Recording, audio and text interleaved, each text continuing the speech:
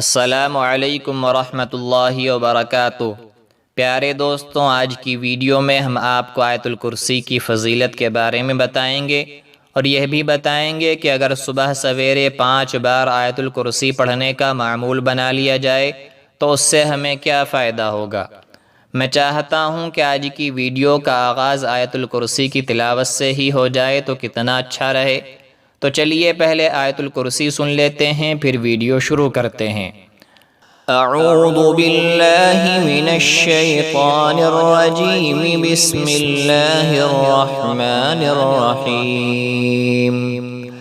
اللہ لا الہ الا هو الحی القیوم، لا تأخذه سنة ولا نوم، له ما في السماوات وما في الأرض، من ذا الذي يشفع عنده إلا بإذنه، يعلم ما بين أيديهم وما خلفهم، ولا يحيطون بشيء من علمه إلا بما شاء، وسع كرسيه السماوات والأرض، ولا يؤوده حفظهما، وهو العلي العظيم۔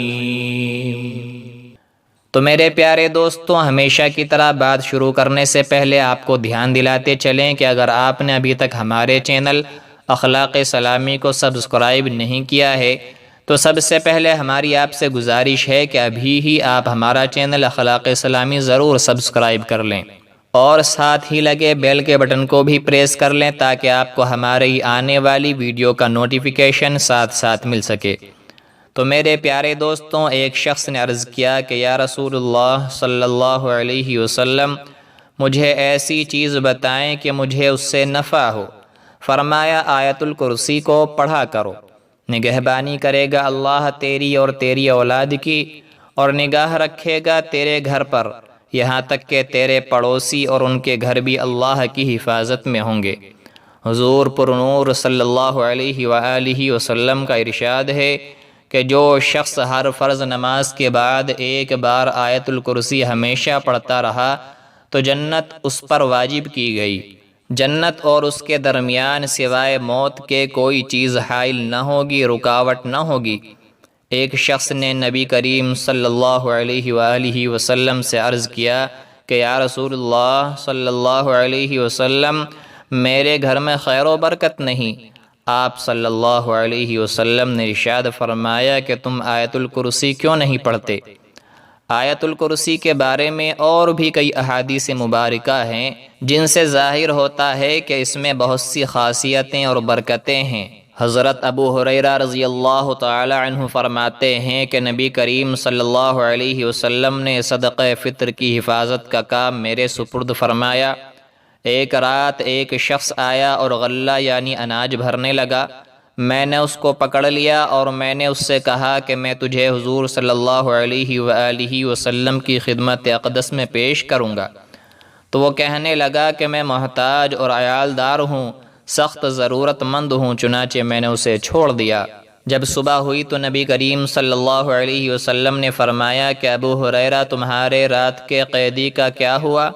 میں نے عرض کیا کہ یا رسول اللہ صلی اللہ علیہ وسلم، اس نے شدید ضرورت اور عیالداری کا واسطہ دیا تھا، اس لیے مجھے اس پر رحم آ گیا اور میں نے اسے چھوڑ دیا۔ نبی کریم صلی اللہ علیہ وسلم نے فرمایا کہ اس نے جھوٹ بولا، وہ پھر آئے گا۔ اس پر مجھے یقین ہو گیا کہ وہ ضرور آئے گا، کیونکہ یہ بات سرور کائنات آقا نامدار تاجدار مدینہ نے ارشاد فرمائی ہے۔ چنانچہ میں رات کے وقت اس کا انتظار کرنے لگا کہ اسی دوران وہ آ گیا اور غلہ بھرنے لگا، اناج بھرنے لگا۔ میں نے اس کو پکڑ لیا اور کہا کہ تجھ کو حضور صلی اللہ علیہ وسلم کی خدمت اقدس میں پیش کروں گا۔ وہ کہنے لگا مجھے چھوڑ دو، میں محتاج اور عیالدار ہوں، اب نہیں آؤں گا۔ مجھے پھر اس پر رحم آ گیا اور میں نے اسے چھوڑ دیا۔ جب صبح ہوئی تو حضور صلی اللہ علیہ وسلم نے ارشاد فرمایا ابو ہریرہ تمہارے قیدی کا کیا ہوا؟ میں نے عرض کیا کہ یا رسول اللہ صلی اللہ علیہ وسلم، اس کے گڑ گڑانے پر آج پھر میں نے اس پر رحم کر دیا اور میں نے اسے چھوڑ دیا۔ تو حضور صلی اللہ علیہ وسلم نے ارشاد فرمایا کہ اس نے تم سے جھوٹ کہا، وہ پھر آئے گا۔ چنانچہ میں اس کے انتظار میں تھا، وہ پھر آ گیا اور غلہ بھرنا شروع کر دیا۔ بس میں نے اسے پکڑ لیا اور کہا کہ آج تو میں تمہیں نہیں چھوڑوں گا اور حضور صلی اللہ علیہ وسلم کے پاس تمہیں ضرور لے کر جاؤں گا۔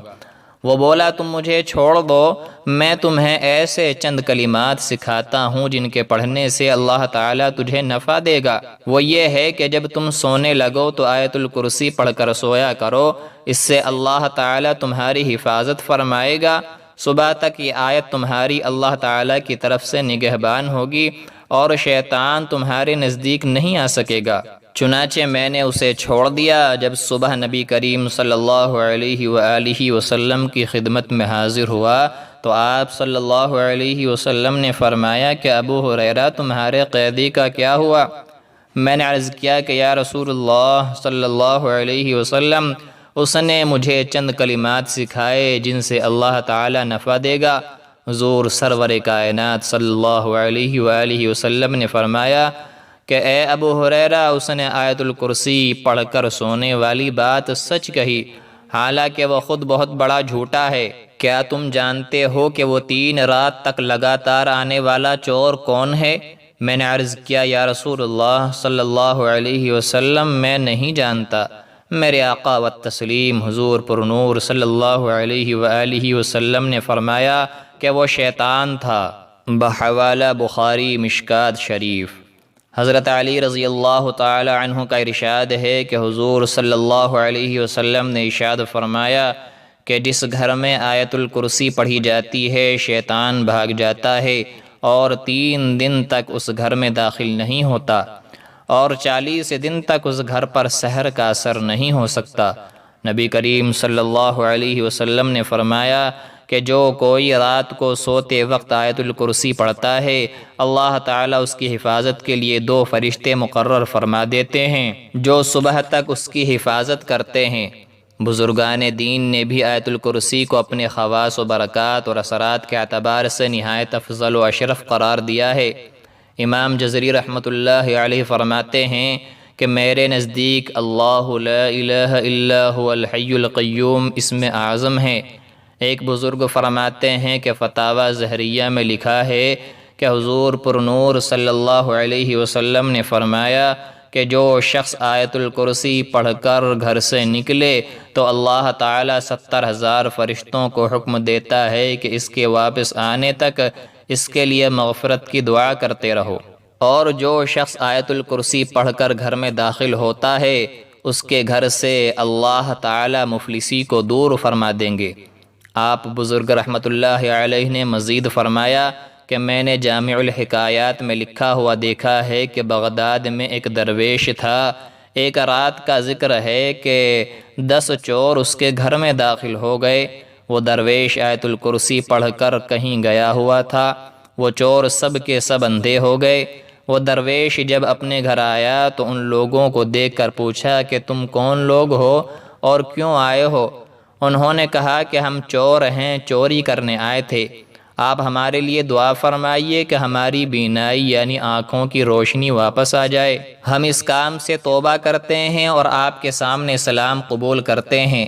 وہ درویش مسکرائے اور کہا اللہ تعالیٰ کے حکم سے آنکھیں کھولو۔ سب کی آنکھیں کھل گئیں اور وہ بینا ہو گئے، یعنی ان کی آنکھوں کی روشنی واپس آ گئی۔ سب نے اسی وقت توبہ کی اور مسلمان ہو گئے۔ حضرت شیخ عبدالوہاب شغرانی رحمۃ اللہ علیہ فرماتے ہیں کہ جو شخص دن رات 1000 مرتبہ آیت الکرسی 40 دن تک پڑھے گا، پروردگار کی قسم اس آیت کا روحانی اثر اس کو دکھائی دے گا۔ فرشتے اس کی زیارت کو آئیں گے اور اس کے تمام مقاصد اور دلی مرادیں پوری ہوں گی۔ تو دوستوں، زندگی کا تجربہ یہ بتاتا ہے کہ اللہ تعالیٰ کی مدد جیسی کوئی مدد نہیں۔ ہر مشکل سے مشکل گھڑی اچانک اپنا رخ بدلنے لگتی ہے، غیب سے اسباب پیدا ہو جاتے ہیں، بعض وقت دماغ میں کوئی ایسی بات آ جاتی ہے کہ آدمی محسوس کرتا ہے کہ اس کے لیے عالم غیب سے رہنمائی ہوئی ہے۔ بعض اوقات ایسی جگہ سے مدد پہنچتی ہے جو آدمی کے تصور میں بھی نہیں ہوتا، لیکن یہ سب اسی وقت ممکن ہے جب آپ کو اللہ تبارک و تعالیٰ پر کامل بھروسہ ہو۔ دنیاوی کاموں کے لیے دنیاوی اسباب اختیار کرنا اور جائز طریقوں سے ہر ممکن کوشش کرنا ضروری ہے، بلکہ ایسا کرنا اسلامی نقطۂ نظر سے فرض ہے، لیکن کوششوں کا انجام اللہ تبارک و تعالیٰ کے ہاتھ میں ہے۔ وہ اگر چاہے تو بعض اوقات معمولی کوشش بھی کام کی ثابت ہوتی ہے، اور اگر وہ نہ چاہے تو انتہائی جد و جہد بھی بیکار ہو جاتی ہے۔ اس لیے ہر حال میں اللہ تبارک و تعالیٰ سے مدد کا طلبگار رہنا چاہیے، کیونکہ اللہ تعالیٰ ہی حقیقی کارساز ہے۔ میرے پیارے دوستوں، خود سوچیں کہ یہ تو ایک آیت ہے جس کے پڑھنے کا اتنا اجر ہے، تو سوچیں پورا قرآن پڑھنے کی کتنی فضیلت ہوگی۔ تو دوستوں، قرآن کو پڑھیے، سمجھیے اور اس پر عمل کیجیے، یہی کامیابی ہے۔ آپ کو پڑھنے سمجھنے میں دقت ہو تو علماء کرام سے رابطہ کیجیے اور دل لگا کر سیکھیے، کیونکہ قبر کی سختی اور آخرت میں کوئی دنیاوی ڈگری کام نہیں آئے گی۔ اگر کوئی چیز کام آئے گی تو قرآن کا سیکھنا، سکھانا اور اس پر عمل کرنا کام آئے گا۔ اللہ تعالیٰ سے دعا ہے کہ ہمیں قرآن کو سمجھنے کی توفیق عطا فرمائے اور اس کو ہمارے لیے حجت بنائے، آمین ثم آمین۔ آخر میں میرے پیارے دوستوں، آپ سے وہی گزارش، اگر آپ نے ابھی تک ہمارا چینل اخلاق اسلامی سبسکرائب نہیں کیا تو آپ ہمارے چینل اخلاق اسلامی کو ضرور سبسکرائب کر لیں اور ساتھ ہی لگے گھنٹی کے نشان کو بھی پریس کر لیں تاکہ آپ کو ہماری آنے والی ہر ویڈیو کا نوٹیفیکیشن ساتھ ساتھ مل سکے، اور ویڈیو کو لائک اور شیئر کرنا نہ بھولیے گا۔ جزاک اللہ خیرا۔ السلام علیکم ورحمۃ اللہ وبرکاتہ۔